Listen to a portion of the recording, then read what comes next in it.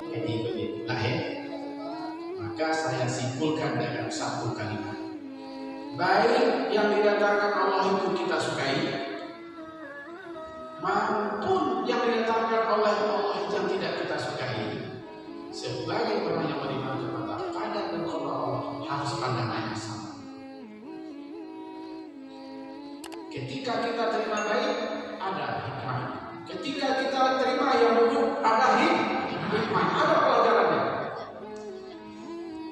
Bagaimana ibu, bapak, semua, ketika kita dipuji, tantangannya berat, bisa hilang ibadah kita.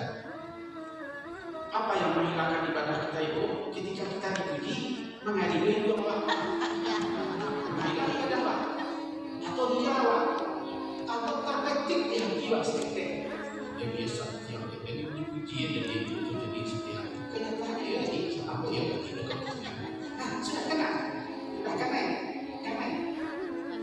Ya, itu amal rumis. Ya, semua kebaikan kita yang ada tadi, baik.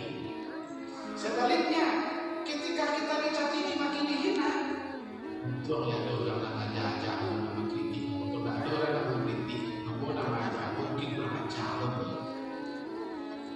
Aku mencoba untuk kontrol.